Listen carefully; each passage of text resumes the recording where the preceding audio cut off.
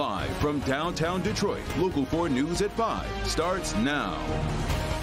And we're going to begin with ExactTrack 4D radar tracking some storms moving through Metro Detroit tonight. Some spots seeing it right now, but this is just round one. Yeah, now take a look at live pictures from our Ann Arbor sky cam. Heavy rain was just there a few moments ago when we looked at the camera.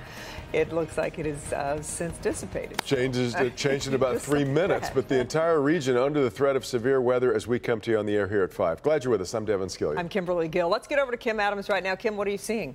Well, just about 2 minutes ago, downtown Ann Arbor, right over the Big House, had a pretty strong thunderstorm. It was not severe, but it did have 40-mile-per-hour winds and large hail, about ½ inches of hail. But it's now, we've kind of moved our camera around to point to the east, and temperatures have cooled in Ann Arbor. It's only 70 because of that rain, 73 in Detroit, 71 in Lapeer. So that's what it looks like in Ann Arbor, and here's what it looks like on our ExactTrack 4D radar. These storms are moving to the east at about 30 to 35 miles per hour, and they are just under severe limits. Now, National Weather Service has criteria that has to be met in order to issue a severe thunderstorm warning, and one of those criteria is 60-mile-per-hour winds. These only have 40 miles per hour, but still very strong thunderstorms, and it's this one right here just moving through parts of Ann Arbor, and we're tracking it to the east-northeast at 24 miles per hour. It has winds at about 40 miles per hour and large hail about ½ an inch, so puts it in Ypsilanti, the worst of it in Ypsilanti at 5:11, and in Canton at 5:30. Then we've also seen a couple of other thunderstorms pop up here. These are in parts of Oakland and into Macomb counties, and those are moving to the east as well. So Shelby Township 5:04 is when you'll start to get that rain and also a little bit of thunder. Romeo 5:11, Mount Clemens 5:15, and Chesterfield at 5:20. Now at any moment these could pop severe as we are in an unstable environment. So I'll be back with a look at more of these thunderstorms as they continue to pop up in your forecast. All right, Kim, now let's get to breaking news that we're following from Detroit's east side. Police say a 14-year-old has been shot and, in fact, is in surgery after a shooting at a home.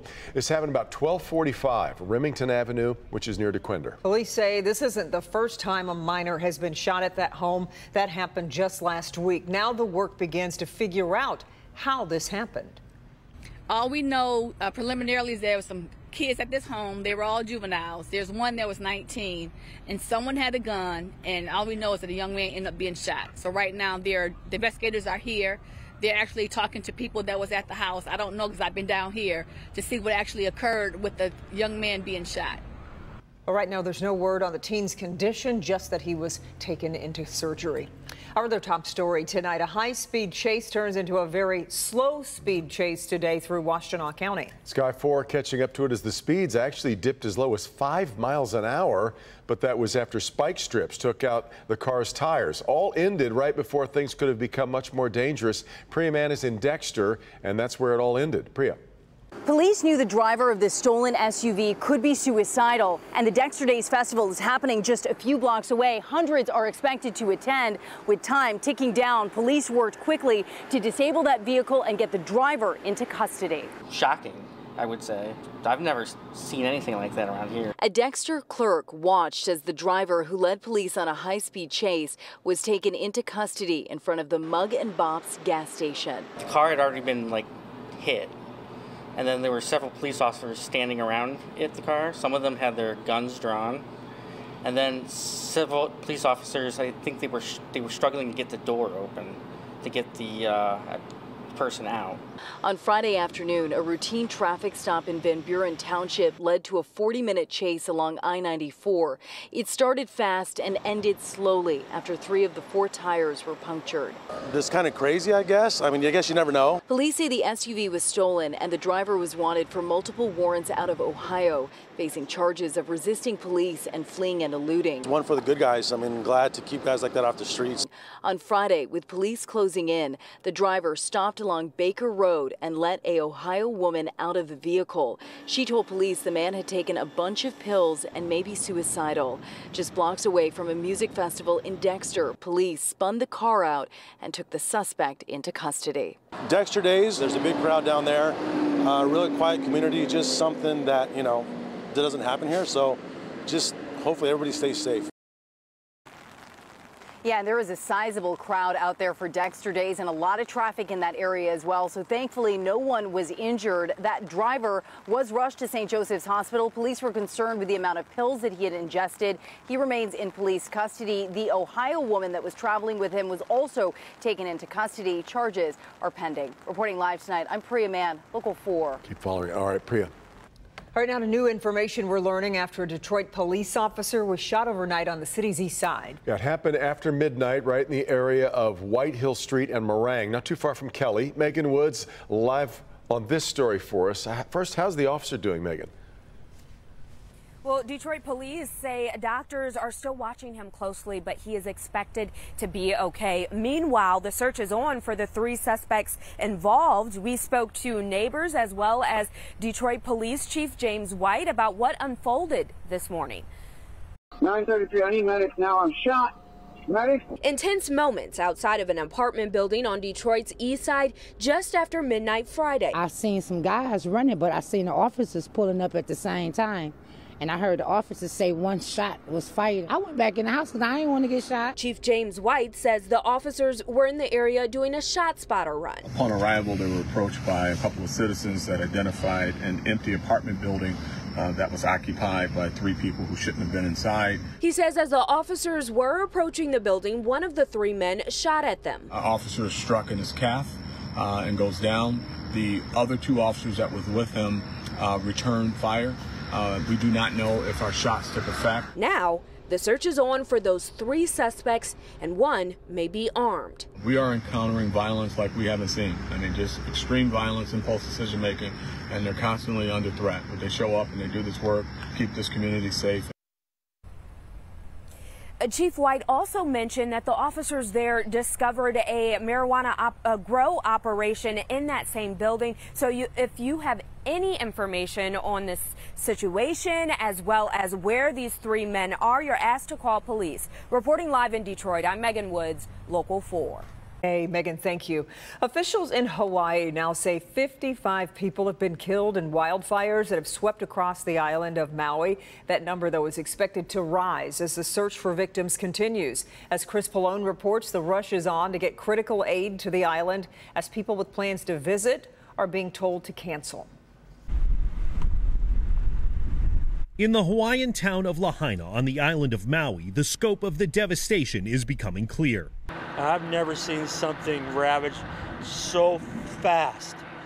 Dozens dead so far and at least 1,000 buildings destroyed. Wildfires that started Tuesday quickly became an inferno driven by extremely high winds.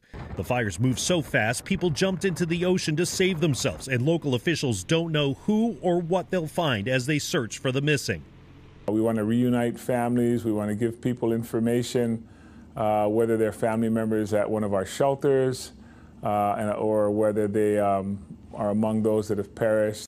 Information is hard to come by. Tens of thousands are without power and phone service. They need to, please, people are desperate. Local radio stations are trying to keep people connected. We hear them crying, their tears, their desperate pleas. It's real. It's very real for me. On the other Hawaiian islands, people are loading boats with supplies like food, water, gas, and clothes and heading for Maui.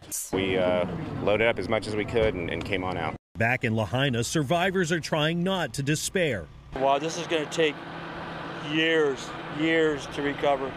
But even in the face of so much destruction, there's a glimmer of hope in this island paradise. But I'm confident as a community and as coming together, we will rebuild, and that's certainly our intention. So much and so many lost in one of the worst natural disasters the state has ever endured. Chris Pallone, Local 4. The Department of Justice has now appointed a special counsel to investigate President Biden's son, Hunter. Attorney General Merrick Garland made the announcement today. U.S. Attorney David Weiss will now be responsible for the ongoing investigation. It comes after prosecutors said talks surrounding a plea deal over tax and gun charges had broken down. Weiss is a Trump appointee, confirmed by a Republican-controlled Senate back in 2017. We'll have much more on this ahead at 5:30.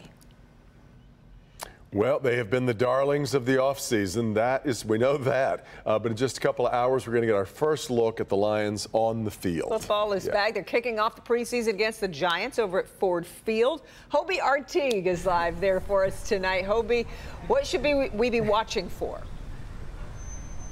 Plenty to watch tonight here at Ford Field. The raindrops are just starting to fall. But let's be real, nothing can rain on the fans' parade as the Lions get ready to begin this season. They'll be on the football field for the first time since getting that win at Lambeau Field last year when they ruined the Packers' chances at the postseason.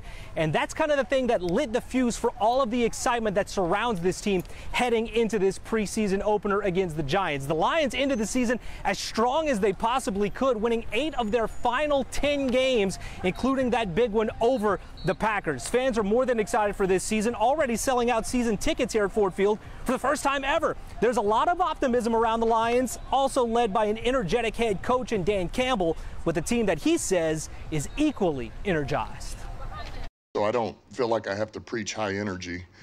You know, I want us to focus on the details of what we do and the discipline as much as possible, and then let them go play. I feel like Brad's done that with who he's acquired and who we've acquired. You get the right guys, you don't have to preach energy. They come with their own. And we'll see just how many starters play tonight. Dan Campbell hinted that he knows and has an idea of who will play tonight, but did not share that with the media. We'll just have to wait until kickoff. That's coming up at 7 o'clock here at Ford Field. By the way, fans were lining up at these gates at 4 o'clock whenever we got here. They just opened up as they get ready to view this Lions team for the first time in the 2023 season. That's the story here at Ford Field, live in downtown Detroit. Hobie Artigue, Local 4. For an exhibition game. That's right. So exciting. Yeah, really great. All right, Hobie. Well, it turned into a true labor of love. New tonight, how a place called Birth Detroit is aiming to save lives and help raise a new generation of healthy children.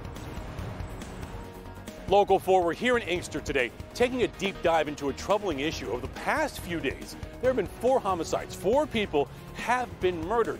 For a city of just 25,000 people, 4 murders would be a large number for a larger city like Detroit, or even a bigger city than that. So what's happening here and what's being done? We're looking at that next on Local 4.